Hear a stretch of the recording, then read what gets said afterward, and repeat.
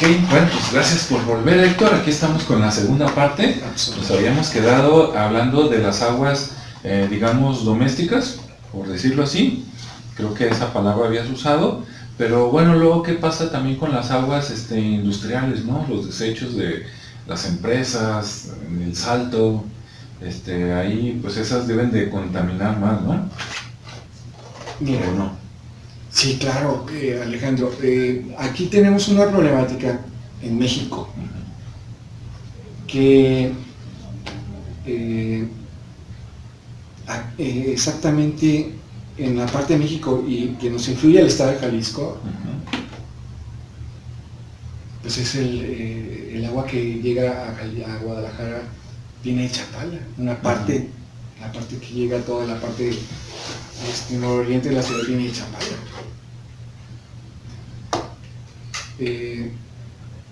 Pero esa agua llega por el río Lerma.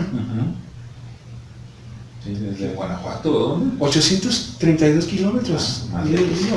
No, viene desde el Estado de México, Toluca, atraviesa Guanajuato, Michoacán y luego llega a Jalisco. 5 estados. Ya nos llega con todos los desechos de los demás estados, para empezar, ¿no? ¿Cuántas empresas hay en esa cuenca? 3.500. Y contando. 3.500. Y yo, digamos, cuando estuve en la Comisión Estatal del Agua, en 4 años y medio, se visitaron 400 empresas, alrededor de 400 empresas. Imagínate para realizar 3.500. ¿Cómo que no hay trabajo en México? Pues claro, que hay trabajo. ¿Qué dices? Que contraten revisores. Claro, hay mucho, y en el sector del agua hay muchísimo trabajo. Entonces, esas empresas, el agua va acumulando en el trayecto, antes de llegar al lago de Chapala, va acumulando todos los desechos combinados. Obviamente, el control principal debe ser por parte de la CONAGUA. La exigencia principal de que las empresas cumplan con la ley es por parte de CONAGUA. Sí. Entonces, ahí pues hay un conflicto realmente importante en cuanto a la ejecución de la ley. Porque en esas aguas que entran al estado de Jalisco, por Maltaraña entra el agua a Chapala. Por Maltaraña, ahí tenía una casa. Y de ahí a tu casa.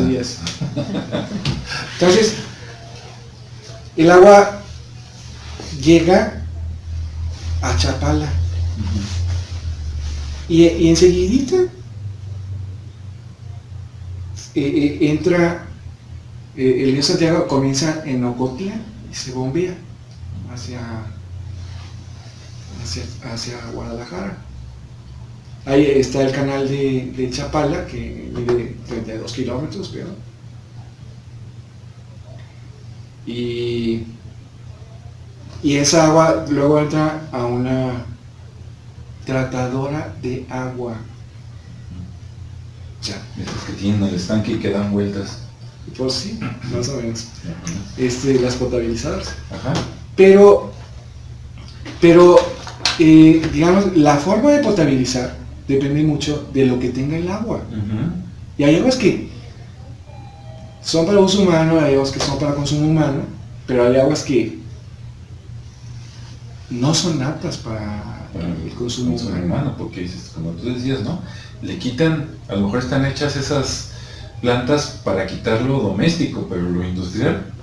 Mira, por ejemplo, en Tepa hace muchos años, ahí en la presa del Jihuite llegó una empresa ahí de ciertos productos derivados de tequila y tiraron una descarga de vinaza ahí fuertísima al agua y se murieron Los peces. miles de carpas, que son las más sensibles a la falta de oxígeno, más que la tilapia es anavántida, o sea, es decir, la tilapia no necesita disolver el oxígeno del agua, puede respirar en la superficie, Mira, como los guramis, está evolucionada. sí, y como el beta. Bien, para que nos están escuchando que no sepan, la tilapia es un pez, y la carpa también. Sí, la tilapia, la mojarra, Sí. la mojarra. Y la mojarra, pues yo he visto como la tilapia ha cambiado, porque a mí me gusta mucho la pesca, mi papá nos llevaba a pescar desde pequeños, entonces O sea, ha habido una evolución. una evolución increíble de la tilapia, o sea, antes la tilapia era más clarita, y mi papá decía que eran bluegills, en Estados Unidos le llaman a la mojarra de agua dulce, le dicen bluegill. Y acá son más oscuros. Y es un tipo de mojarra que nada más se da en agua dulce, también es anavántida. Es decir, disuelven el oxígeno de la superficie y lo pueden disolver del agua, pero no dependen del oxígeno del agua. Pero el bluegill sí, el bluegill es más sensible. Y la tilapia no, la tilapia puede vivir afuera de la presa del ahogado, o sea, es una afuera de la descarga del ahogado, ahí puede, digamos, esa resiste porque vive con poco oxígeno. Pero la carpa no, la carpa es como el japonés. Sí, los pecitos japoneses Como el son koi. un tipo de carpa, ¿verdad? Súper delicados, o Sí, sea, si no le ganas de cualquier la cosita de temperatura o algo ya se murió. se muere. Entonces, porque disuelven el oxígeno del agua. Necesitas ponerle un aerador para que esté inyectando el oxígeno al agua, Si no se porque, asfixia el agua. porque si no el pez, ya cuando digamos un pez que no es anavántida empieza a salir a las superficies, porque ya está en las últimas, o sea, ya no está buscando el oxígeno, pero no lo puede disolver por las branquias.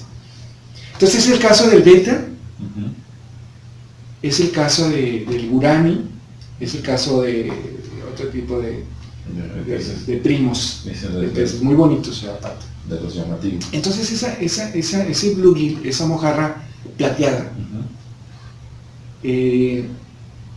pues crecía en la vega, crecía en los lugares naturales donde llegas, había bluegill y mojarra y carpa, perdón, y había tilapia. Pero la tilapia tiene la particularidad que se desarrolla muy rápido y en aguas con poco oxígeno. Sí, Entonces, por eso hay tanto criadero, ¿no? Sí. Sí. Bueno, si supieras lo que dicen yo los creadores, no te platico porque si no la gente ya no come. No se los come. Mira, entonces, dependiendo de la calidad del agua, los peces se pueden desarrollar, el tipo de pez y el tipo de flora se acostumbra, porque también la vida es muy adaptable, ¿no? Exactamente esos peces. Pero pues es como todo, o sea, obviamente si le echas a un agua, en una descarga le pones fenoles y le pones derivados del petróleo y derivados o metales pesados como el plomo o le echas arsénico, o tienes desechos de cromo, pues obviamente que los peces igual se van adaptando, pero igual es la carne que en un momento dado nosotros Sí, que nos vamos a consumir y ni siquiera nos damos cuenta, ¿no? Entonces ese es uno de los problemas, que el industrial, el agua de descarga industrial tiene la particularidad de ser muy nociva y muy tóxica, casi el 90% de las descargas industriales, que no contemplan la ley, porque la ley es muy clara, o sea, tus descargas deben tener esta cantidad de DBO y esta cantidad de cubo y hasta ahí. Pero cuando las empresas no pueden cumplir con la ley, lo que hacen es, dicen, me sale más barato pagar los derechos de descarga, digamos. y si llega la Conagua, pues entonces yo pago los derechos de descarga se acabó. Mira, entonces, No es barato que 15, 20, 30, 50, 100. que tratar los contaminantes. Es que a lo mejor para hacer la planta, o sea, si le cobran 15,000 pesos, en un año le conviene más pagar esa multa que hacer una planta de $1,000,000, ¿no? Ujú. O sea, porque para hacer la planta para limpiar esos cargas. Sí, pensando que la empresa pues la tiene que hacer ella sola, ¿no? Pero bueno, podrían ser un colectivo, ¿no? Y financiar una planta entre varias empresas. Sí, claro. Por ejemplo, lo que tú dices tiene mucha razón y hay mucha probabilidad de ser un proyecto así, porque, por ejemplo, las descargas de los tequileros pueden ir a un solo lugar, concentrarse en una sola planta que las trate, Ujú. pero aparte no es nada más eso. Yo hice como 400 pruebas de la vinaza, del alcohol, y no sabes la cantidad de beneficios que encuentras en esas descargas que son de color Coca-Cola y que son muy, muy contaminantes si tú las tiras. Pero si las realizas a nivel mundial, esas descargas tienen determinados elementos que separados te los compran los japoneses, te los compran los chinos. Entonces los tratamientos se vuelven sustentables. Ujú. Pero no tenemos esa cultura en México. Y aparte hay gente que no le interesa. O sea, entonces falta esa cultura del agua para cuidar nuestros recursos naturales. Empezando desde las personas que manejan, digamos, las secretarías a nivel federal y a nivel estatal. Sí, desde la educación, ¿no? O entrenamiento, formación, hasta pues la aplicación y estar ahí. Y yo digo verlo, no sé si estoy mal, pero verlo de una manera proactiva, ¿no? Porque también si las empresas, tú sabes que ahorita no tienen la capacidad, como decías, ¿no? De hacer una planta de 1,000,000 y te vas a dedicar nada más a estar sancionando, te van a decir, oye, pues sí, estoy haciendo algo mal, pero ayúdame, ¿no? Entonces, como sociedad, así como dices, como nación, como estado, como municipio, pues vamos haciendo algo, porque si no, lo vas a sentir como sentimos los impuestos, ¿no? Las personas normales. Oye, pues me quitas, yo siempre te doy, ¿y qué me das a cambio, no? Esta calidad de servicios, ¿de qué se trata? Mira, fíjate, por ejemplo, las descargas que llegan a las plantas de aguas industriales, de aguas residuales, municipales, no tienen la capacidad de tratar esas aguas. En todo México. Sí, ¿no? O sea, no existe, digamos, una planta municipal que trate aguas industriales en específico. Existen particulares que pueden hacer el trabajo. Existen empresas que digamos, desechan residuos tóxicos, pero plantas de tratamiento que te traten el agua y que te cumplan con la norma para tratar de terminar agua, pues por lo menos yo no conozco ninguna. Me parece que había un proyecto hace unos años en la que se iba a tratar de limpiar las aguas en el Lerma precisamente, para que antes de entrar al lago de Chapala entraran con la norma. Entonces, si tú no tienes un control del agua que llega a Chapala, no puedes arreglar nada. O sea, dices tú, bueno, es que son 8 millones de metros cúbicos de la capacidad del lago,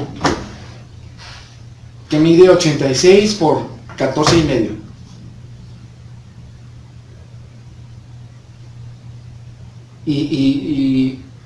y ves la diferencia de colores de agua en el lago de Chapala.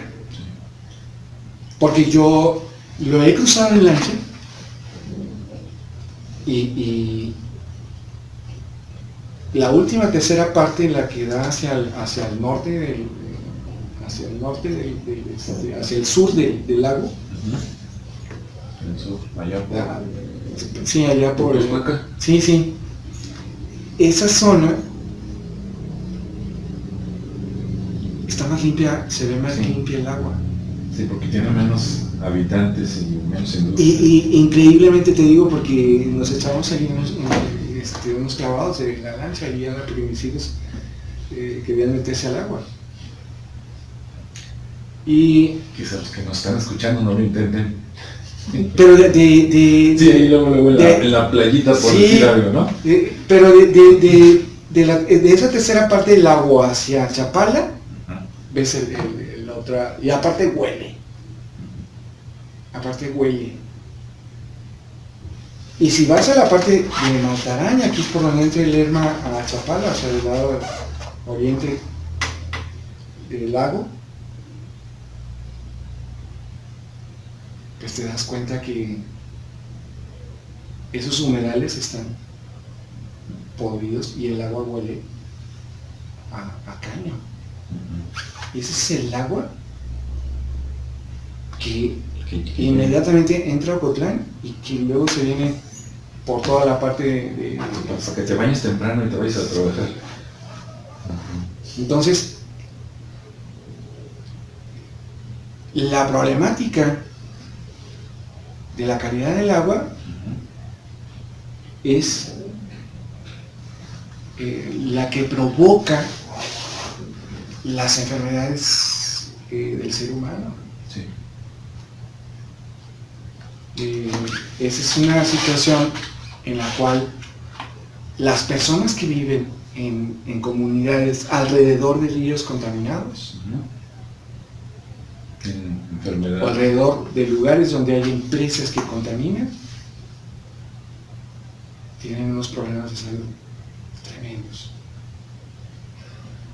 Hay una película que relata un poco esa problemática que en Estados Unidos causó la muerte de cáncer de muchísimos cientos de personas. Se llama Erin Brockovich. Ah, sí, muy buena. Se las recomiendo mucho. Es con Julia Roberts. Y hablaba de una empresa que para lavar sus radiadores utilizaba cromo y según ellos no se daban cuenta que era cromo de tipo hexavalente, ¿no? Que es el más contaminante.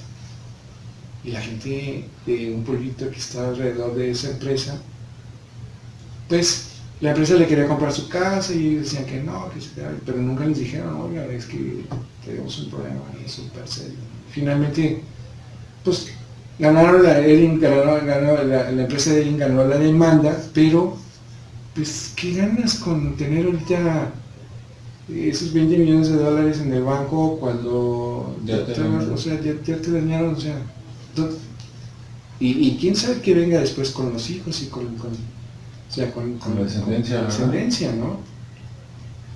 El problema de la contaminación del agua es precisamente la afección que tiene a la gente que, o sea, y que vive alrededor de esos lugares, porque simplemente con estar en contacto directo con los olores y con los vapores de esas aguas que tarde o temprano llegan a tu casa, pues te afectan la vista, te afectan los oídos, te afecta la piel, te afecta el corazón, o sea, hay una chinche que nace en los lugares donde el agua está súper mal, o sea, en una parte del Lerma, que esa chinche te pica y te provoca problemas, y viene del agua contaminada, te provoca problemas cardíacos.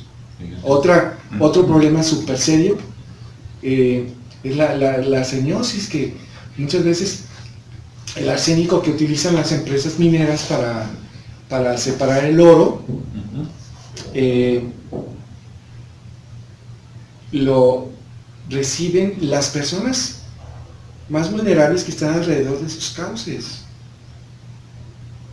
Sí.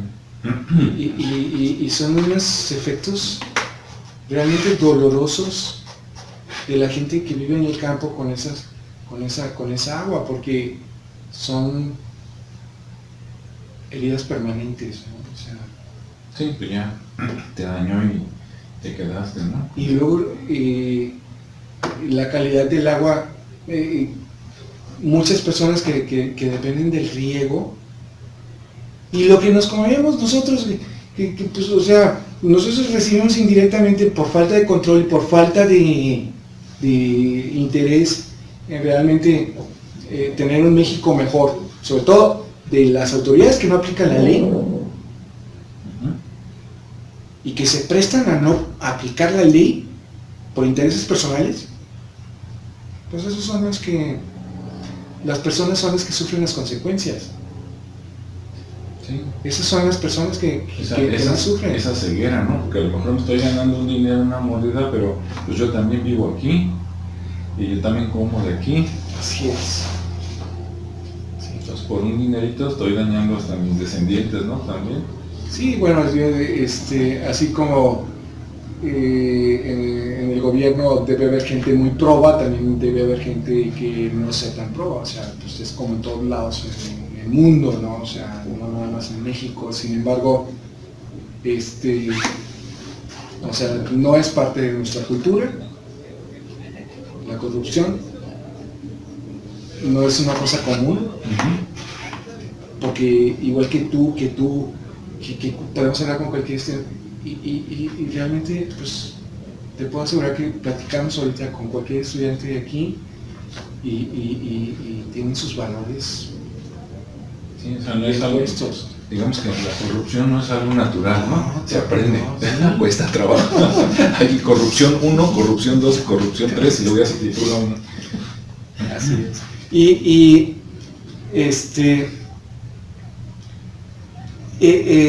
La corrupción del agua es exactamente lo que provoca, pero a nivel mundial, o sea, no nada más en México y en nuestro estado, sino que las, digamos, que esas personas que viven alrededor de los cuerpos receptores, llámense ríos o lagos contaminados, finalmente no nada más afectan a la gente que está alrededor, sino que en un futuro van a afectar más a lo que viene adelante. Ese es el mayor problema, ¿no? De que sí, las consecuencias son a largo plazo y... Ahorita, yo me acuerdo, cuando era chico, Alejandro, que mi papá alguna vez nos llevó al salto de Juanacatlán. Y era precioso. Se veían cascaditas. Y te podías meter ahí a la orilla del río y veías los pescaditos y te llevabas un botecito y agarrabas pescaditos y luego ya antes de emitirlos aventabas al agua. Entonces, hace unos años me tocó ir a hacer una supervisión al salto, unas supervisiones, y visité esa zona donde nos llevaba mi papá. No, o sea, nada que ver. No. Horrible. No, o sea, y si platicas con la gente de alrededor, te dicen, no, es que yo aquí pescaba y es que yo aquí me venía a bañar, mi mamá lavaba la ropa aquí se bañaba mi papá, mi abuelo, o sea, y yo me acuerdo que mi papá nos llevaba a pescar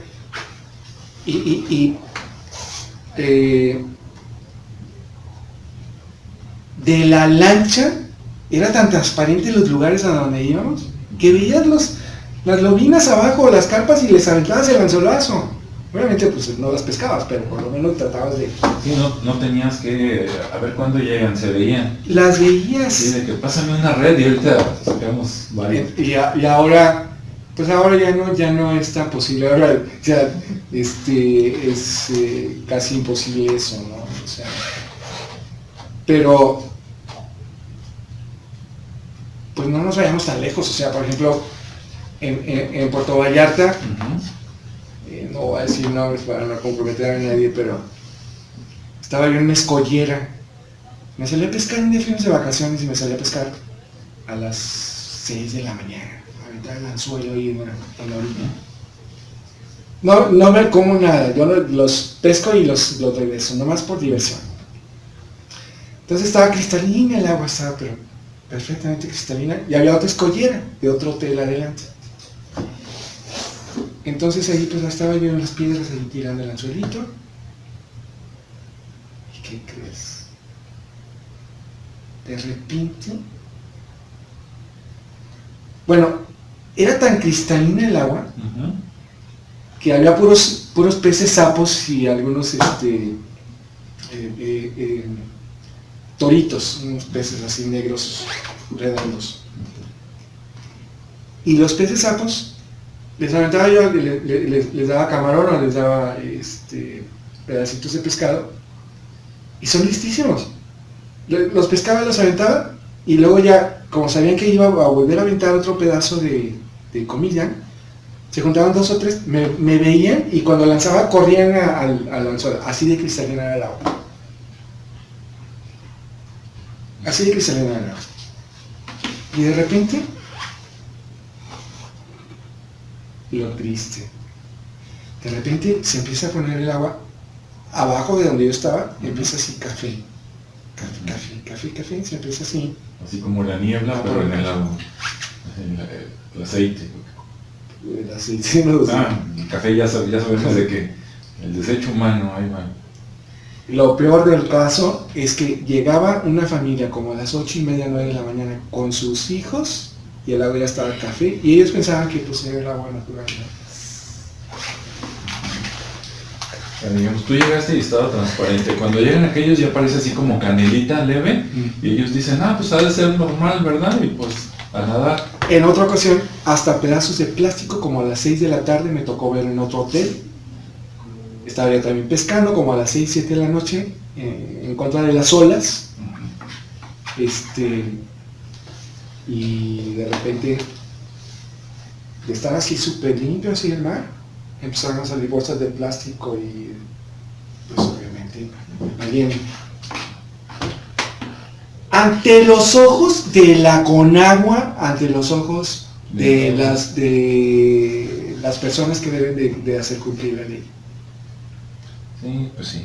Yo me acuerdo cuando hace muchos años conocí a Acapulco, llegué y pues después de haber visto películas de Pedro Infante de aquellos tiempos, ¿no? Ahí todo bonito, las actrices, y de repente llegas tú y dices, aquí es donde venía, y ves una cantidad de basura, plásticos y todo ahí, horrible, ¿no? Bueno, ok, pues entonces hay mucho que hacer. Vamos a cortar ahorita y seguimos próximamente. Sí. Gracias. La invitación de Cali